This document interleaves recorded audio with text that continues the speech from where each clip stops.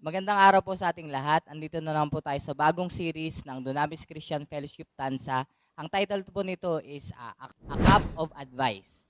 So ang kasama po natin ngayon sa series na ito, si Kuya Ino, si Pastor JV, si Kuya Ja, and si Mr. Man, Pastor Carl. Ang topic po natin ngayon is the blessing of fatherhood. So meron po tayong mga points dito sa ating topic. So number one, inilalagay sa isipan natin na ang tatay ay kailangan lang palagi financially mag-provide. Ito po is na makikita sa parable of the sower sa Matthew 13:4. So una po nating i-question si Pastor Carl. Pastor Carl, ano po sa palagay ninyo yung topic na ito, yung number one? Ang kadalasan po kasing nangyayari is ang nakikita po nating trabaho lang ng tatay is mag-provide financially sa ating pamilya, pero nakakaligtaan po natin yung oras sa ating mga anak, sa ating asawa, sa ating pamilya. So ano po yung dapat gawin ng isang pastor, gaya po ninyo, tapos naka-under po kayo sa HOA, paano nyo po binibigyan ng oras ang iyong pamilya sa mga panahon po na may tawag po sa inyo sa HOA, sa panahon po na nagmi-ministry po kayo as pastor? So, Pastor Carl. Um, for me, dapat naman talaga, napakahalaga sa isang tahanan ang presensya ng isang ama. Hindi lang sa pagpo-provide ng financially, kailangan yung presensya mo lagi nandun sa mga anak mo. And at the same time, kailangan yung guidance mo sa family, especially may mga anak ako dalawa, kailangan nandun po lagi yung suporta. At time management, kailangan hindi po lamang yung sa trabaho, kundi dapat kailangan mong i-manage ng nasa ayos para hindi ka magkulang sa family mo and dun sa work mo. So, ang mahalaga po na yung anak natin, yung ating pamilya, yung ating asawa is magabayan, especially through Word of God, and Tama, tama. at least um, sa kanilang paglaki ng mga bata is guided sila ng parents. Yes, yes, yes. Yes. So, pupunta naman po tayo sa ating isang kaibigan na si Kuya Ja. As a seaman, Kuya Ja, paano mo binibigyan ng oras ang iyong pamilya, ang iyong mga anak, pagdating naman na nasa barko ka, so paano mo minamanage yung oras mo bilang tatay na wala ka dito sa Pilipinas, ngayon nasa bakasyon ka ngayon dito sa Philippines. So, nung mga panahon na nasa barko ka, paano mo binibigyan ng panahon or oras ang iyong anak at ang iyong pamilya? Una sa lahat, nung time na mga nasa 2000 pa, hindi pa kasi uso dati yung internet. Ang uso dati ano lang yun, yung sulat, email, parang gano'n lang po. Tapos ngayon yung mga 2020, 2016 nag-start na yung internet. Pagkatapos nun, doon ko na nilalaan yung oras ko para sa pamilya ko yung through internet. Kasi yun lang naman yung time na para makapag-communicate kami sa Yes, pamilya. tama, tama. Tsaka bilang isang seaman po, parang napakahirap po sa akin. Parang nagsisisi ako na seaman yung kinuha ko na kurso. Oo. Kasi akalain mo, sa isang taon, 9 months ang kontrata mo sa barko, tapos ilang bakasyon lang yung meron ka dito sa lupa, 3 months, 2 months. Sobrang bilis lang. Oh, sobrang bilis lang. Kaya mas lamang yung trabaho. Pero ang ginagawa ko, yun nga, ah, habang may habang may vacant time, Mm. tumatawag ako sa kanila. Tumatawag ka. Na at least po, ma-comfort ko rin yung sarili ko na para malapitan din ako sa kanila. Tama. Opo. Tama, tama. Isa nga yun sa problema pagka ang tatay ay malayo sa pamilya. Yung oras talaga yung kalaban. So iba't iba katulad ko. Marami naman akong oras dito kung tutuusin dahil nandito ako kasama ko yung aking mga anak. Ang ginagawa ko ay sa oras, hindi naman ako nagkukulang. Pero yung mga quality time, halimbawa, kapag Sabado at Linggo, which is crucial para sa oras ko naman para sa ministry. Which is, yun din naman yung oras nila na wala silang pasok.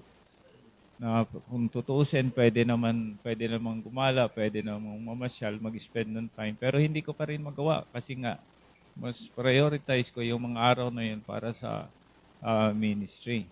Yun naman yung nagiging problema.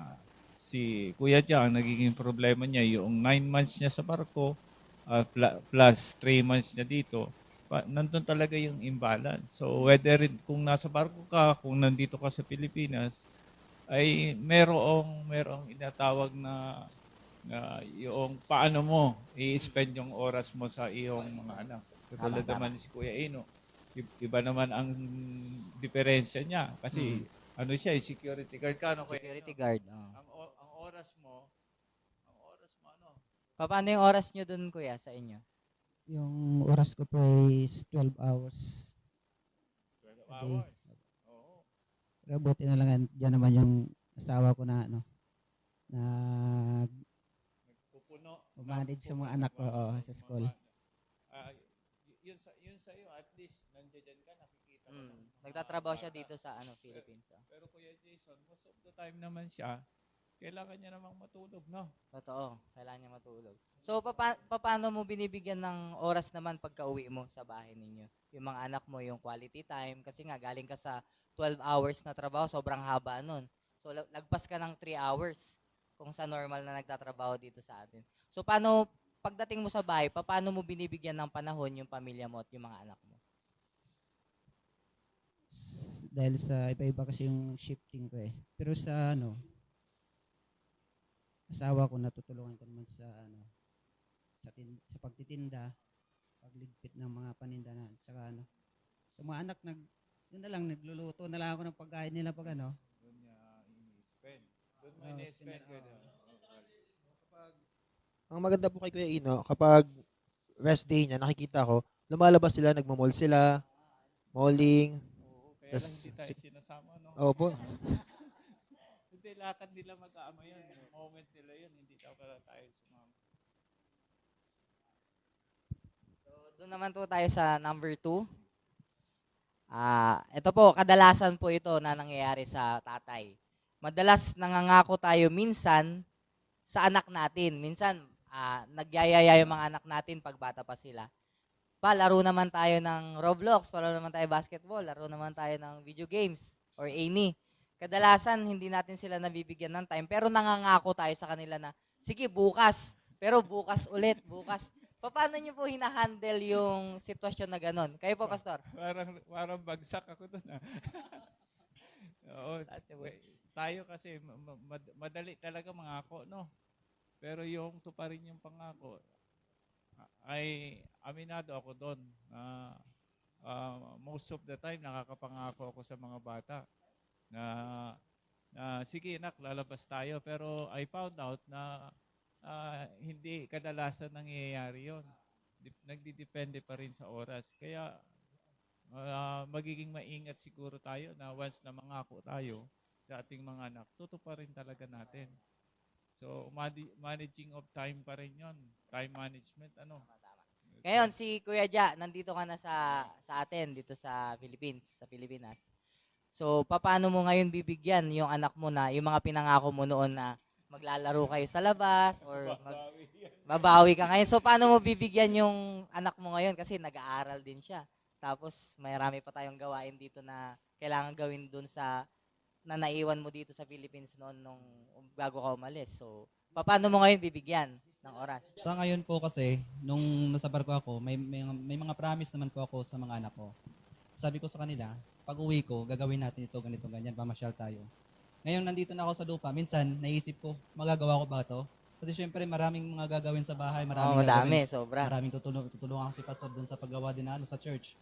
Sabi ko, gagawin ko na lang to pag merong bakanting oras na pwede sila igala. Pero yung promise ko talaga, ginagawa ko naman para sa kanila. Kasi syempre, yung anak, pag isipin kasi nila, bihira lang kami magkasama, tapos yung pangako ni Papa, hindi pa ginagawa. Kaya yung sinasabi ko sa sarili ko, sige, gagawin ko na lang. Pero hindi doon sa oras na pinangako ko sa kanila. Mga siguro susunod na araw. Sa mga bakanting oras lang. Mga ganun po. Pero in fairness kay Kuya Ja, bago siya umalis last time, nagpondo na siya eh. Nakita ko nagpondo na siya na lahat nung nag-mall na sila, nilabas niya yung anak niya. In fairness, bago siya sumampa ng barko, bumawi na siya agad para at least nakapondo na siya sa mga anak niya.